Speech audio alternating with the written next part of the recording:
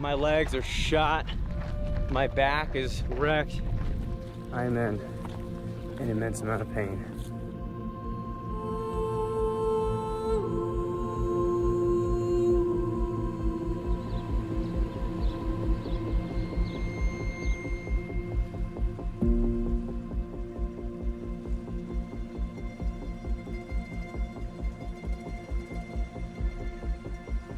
Well, in 2 days, I will be taking on the hardest challenge of my life, and that is the Bighorn 100-mile trail race.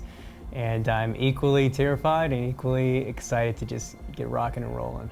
I feel that this race, this 4 years of running where I've started to take it seriously, has felt a bit like an elephant on my back. And it's pressure and expectations I put upon myself, but all that I've poured into this race, time-wise, financially, emotionally, what I've sacrificed with my relationships, with friends, wife, my own pursuits, all for this race, this moment, it makes the potential for failure that much scarier. It makes the cliff that much more perilous.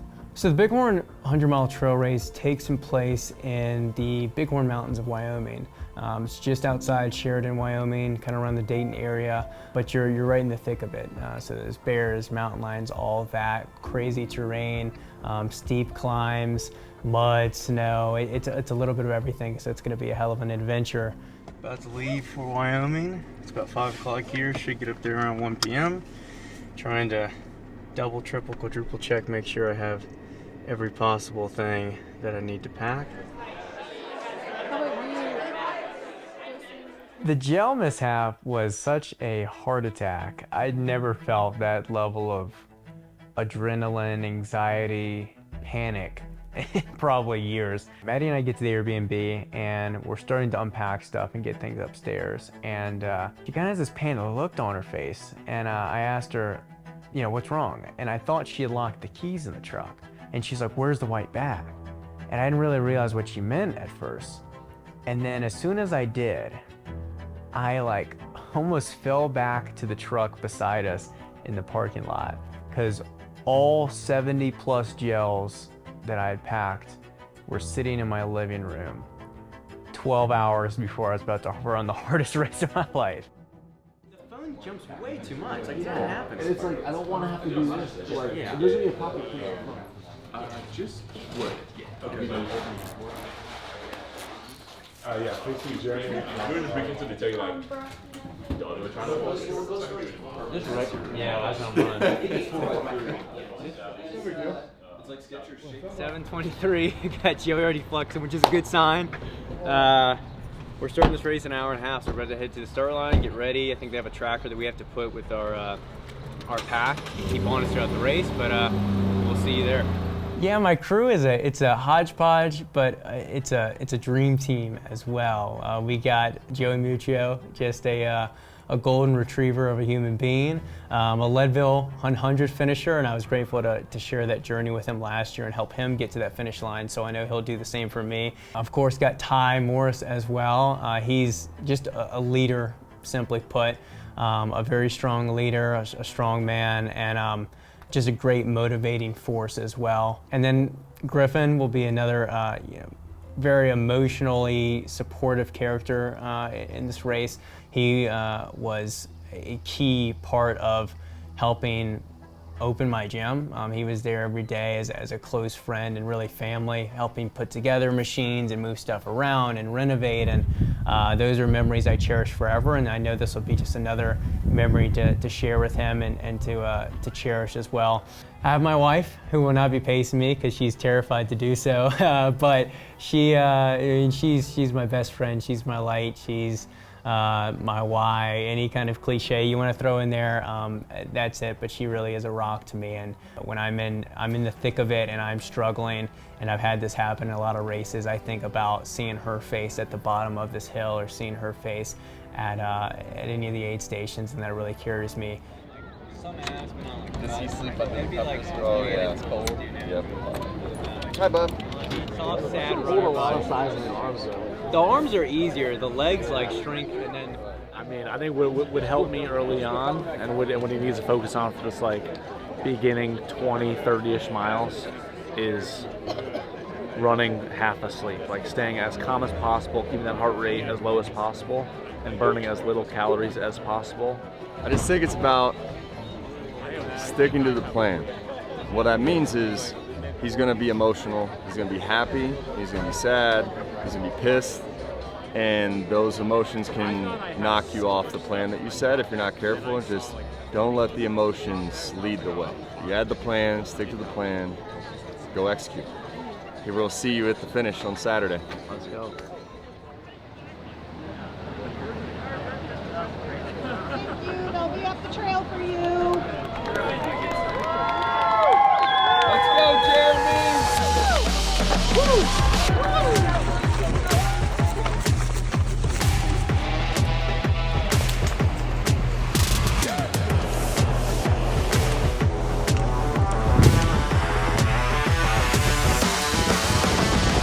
We are almost 4 miles in.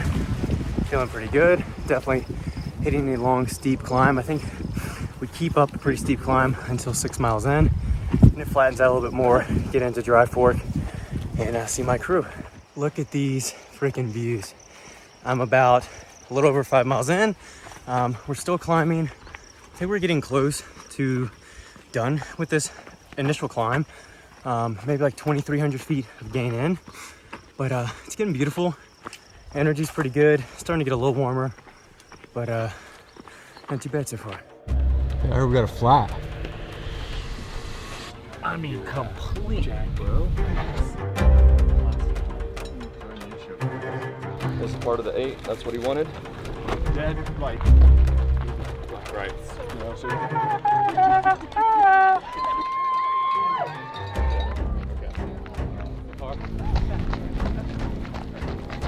Oh, you're starting.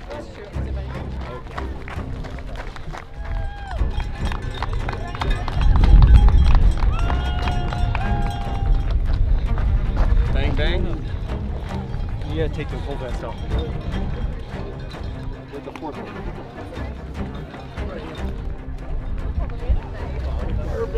All right, here we go.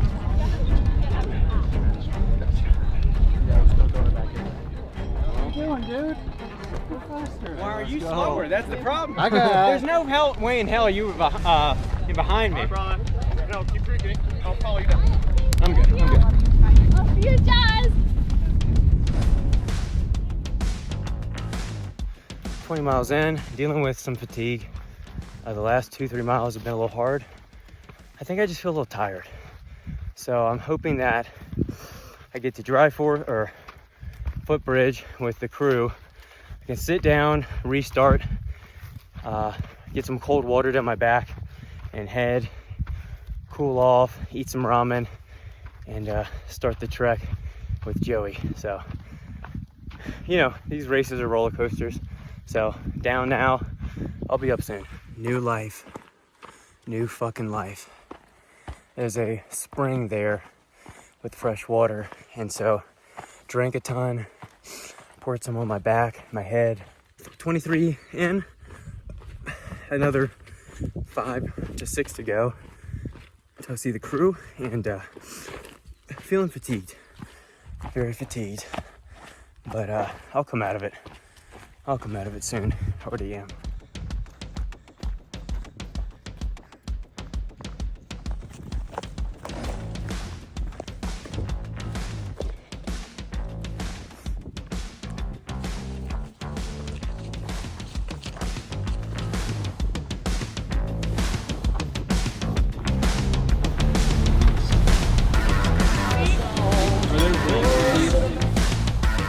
What I do, I need shit though.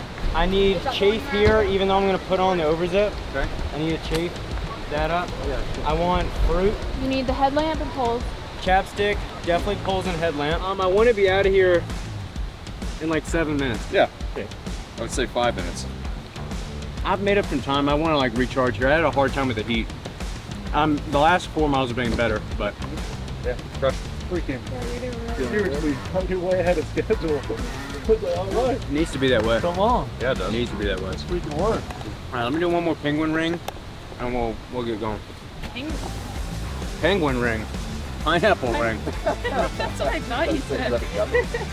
What's a penguin like you doing out here? Holy jeez. Look at what we got here. That silly penguin is back again. I got the towel. Put together. Yeah. Let's hammer. Work, dog. Let's fucking hammer. Let's work. Good. Come on, big dog.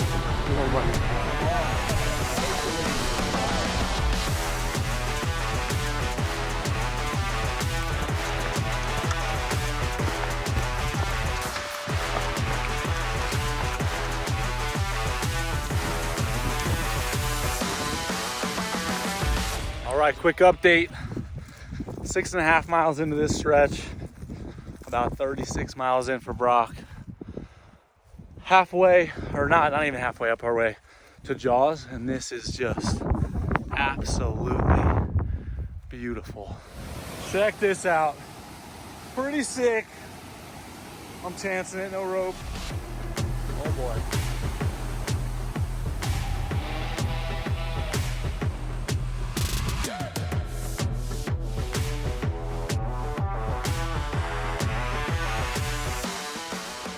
So it's 8:50. Brock will be coming in probably somewhere around 11:30 midnight. We're here at Jaws, which is the halfway point. So I think it's the highest peak of the entire race. Joey and Brock have been climbing for the last 4 hours, and they probably have another 3 on top of that before they arrive here. When we saw Brock down at Sally's footbridge, he was all smiles. So I'm hoping that he's the same way when he gets up here. He'll probably be a little bit tired. We're gonna go and try to get, John and I will try to get 3 hours of shut-eye and be ready to go when he wakes up, or when he gets up here, when we wake up. So ready to rock, take him home. All right, we are at the last aid station before Jaws. Jaws aid station. How you feeling, Brock? Could be better, but we got some broth. Overall pretty good, I'd say.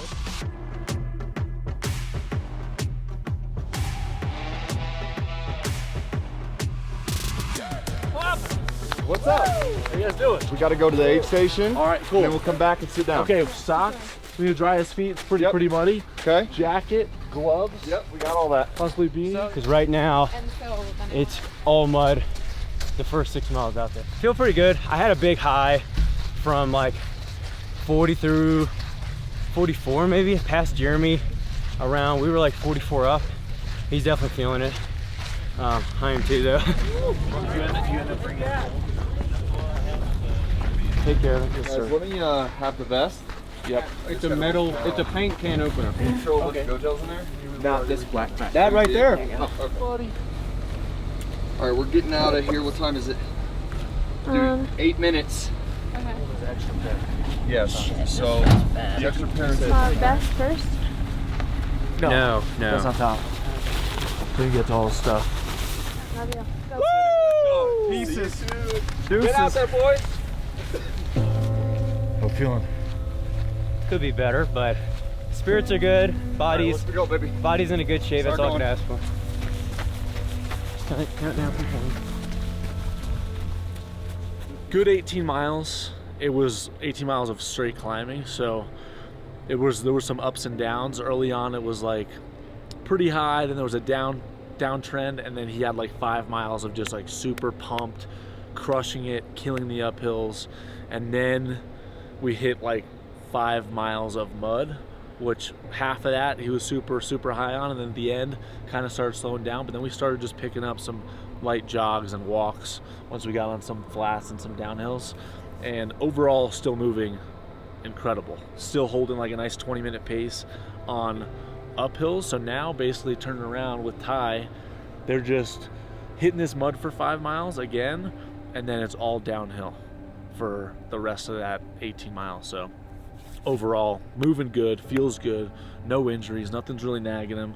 It's just wet, cold feet, but we dried them off, and he's feeling good. So he's all fueled up. We got him everything he needs, and he's on his way to getting that buckle. Let's go. Yeah, he's telling me. Wow.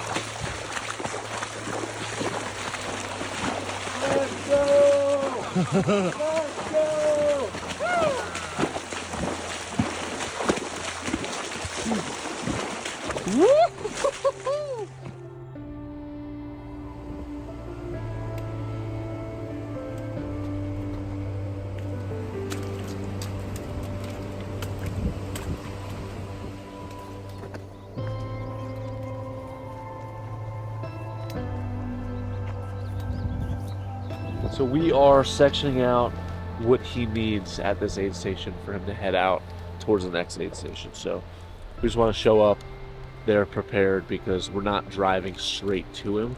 We have to hike in. So we're just kind of rationing everything in these bags. And then we're going to hike like a half a mile over to that aid station. So How you doing? It's 3 a.m.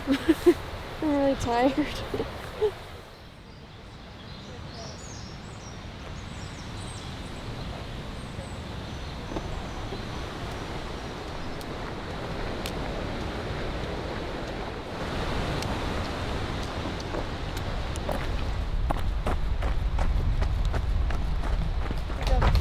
Go, big dog. Any fruit Where's and the chair? Pepsi. You want anything from here? No, where's the chair?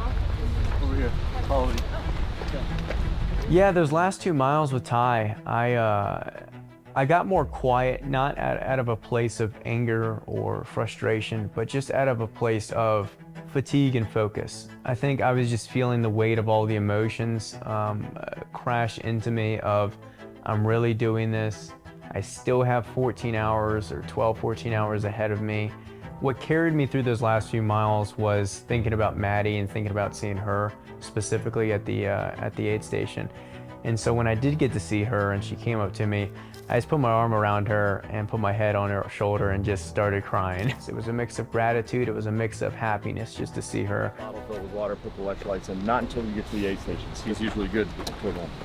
So it's just about reminding him about the gels. And then you need to keep, hang on, where's the phone? Where it needs to be information on it. You ready, bro? Let's work. All right, guys. Rush. 6 hours. Go about 20 minutes per mile. Let's roll. Ready?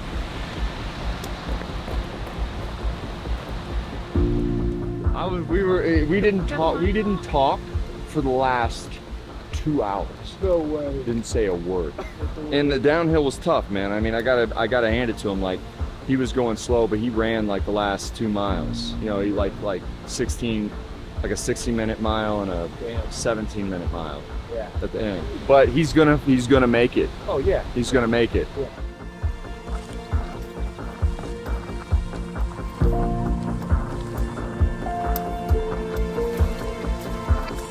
So I picked up Griffin and we started the infamous climb up the wall.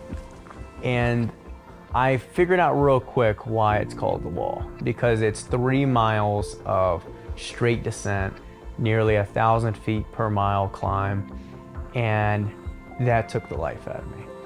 It was the hardest climb of my life. I feel bad for Griffin because I think I was just moaning these like painful moans as I'm climbing, whispering to myself expletives and just simply crying to myself, you know, basically crying myself up this mountain. Mile 73 update. I'm in an immense amount of pain. Quads, hamstrings, glutes, lower back has so much pain and blood in it. It's insane. But Griffin's been very supportive and helpful, and we're pushing hard, trying to just maintain as much time as we can so that Ty and I don't have to sprint to the finish. But I think we're doing just enough. But it's beautiful out here. It's just painful too. You know, it was at that point around mile 75 that I started to get a little delusional out there. I never wasn't in control of my body or felt dizzy at all, but I did have moments where I just felt kind of out of my body. I felt like I was in third-person view of myself. I felt a little bit fuzzy. And so I told Griffin just to keep talking to me, keep me entertained, play some music, do something to just keep me a bit alert. And eventually I had a generous 400 or so foot climb up the Dry Fork to finish that section and get to my crew.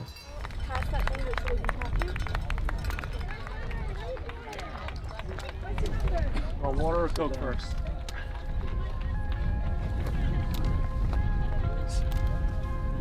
And I need my tank and I got it. body glide. Last stretch, man. He looks good. Look, we got 8 hours to finish. He doesn't want to get that close.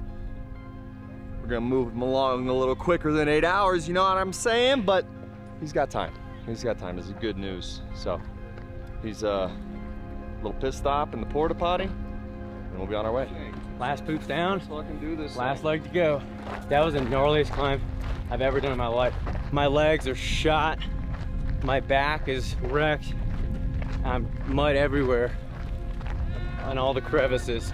I never told you, when the last few miles with us, I wasn't hallucinating fully, but like all the rocks were getting like these creepy smiley faces. And then when I got close, the face was gone. But they were just like creepy, like painted Joker style smiley faces. Oh, Jesus. 4 miles into that last section, so maybe around mile 86, I started to feel pretty aggressive pain in my left quad. Every step felt like somebody was just punching me as hard as they could in the quad. And it made me concerned because I worried that if I pushed that too hard, I would blow out my quad, I'd tear it, I'd do something that where I couldn't finish the race. I couldn't even walk it into the finish line. And so these fears and doubts started to creep into my mind on these last few miles. I was holding on to Ty's shoulders. On top of the quad pain, my toes were really starting to hurt. I think my feet were swelling, my toe blisters were really pressing against the edges of my shoe. And going downhill, I'm kicking a few extra rocks to just add on to it. At some point I sat down on a rock because my right foot was in excruciating pain.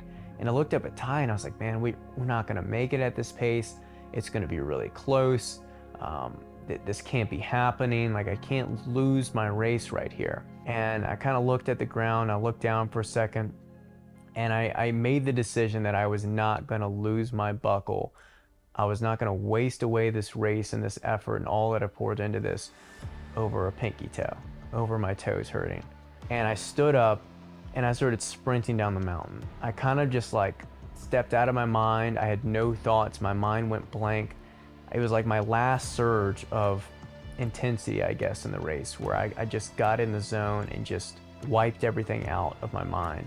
Last update here, 92.5 miles in. I think we're about 6.5 miles from finish. Yo, baby.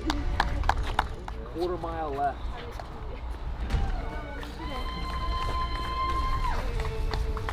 As I ran that last section, I hear, tons of cowbells, people cheering. There's so many people at the finish line. All I could do was just look up and smile and just took a deep breath and just know that it was over.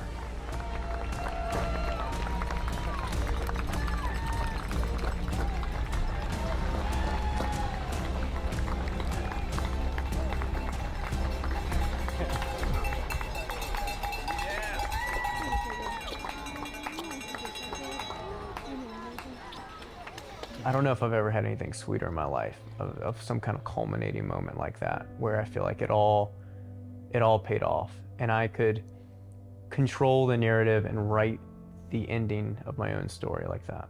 The love and support of my wife, not only on that day, but for months and years, putting up with this running. Every pacer, every crew member paid a price, made a sacrifice to be out there, to be out there for me, to contribute in whatever way I needed out there. A completely selfish request from me and a completely selfless act from each and every one of them to be out there for me and to be able to make it happen for them felt more important than making it happen for me. These things are incredibly hard. It took all my expectations of how hard it was going to be, what it was going to take, and probably it was like 5 times that, especially with a race that extended into, at least at my pace, 30 plus hours. You kind of forget what day it is. You get a little delusional out there briefly, and you just feel like the finish is never coming, but it takes a lot of patience and a lot of help from the crew and the pacers to just reassure you, just focus on one aid station at a time, one leg of it at a time, focus on getting to the next pacer, and eventually you get one of those silly little buckles. So let's go. But this is it. One and done. See you guys never. Yeah, see you guys never. Yeah, in the end, 100 miles was everything I was told it was and more. You know it's going to take everything from you mentally and physically, but actually doing it's very different. You know, you can talk about things all the time, but actually doing the action, going through the adventure, doing it for 32 hours, going over all 100 miles, it's different. It's different. It's a life lesson that you can't get any other way. It's the hard knocks that hit hard. It taught me things out there that I'll carry to everything else. Any adversity or things I have to grit through in the future, I can kind of fall back on this moment and know I've overcome something a lot harder before. It was an honor, big dog. Yeah, you wait till now to start match. Should have done it earlier. I know. Your longest run ever. 5 miles. Or Watch this before you think about running 100 miles.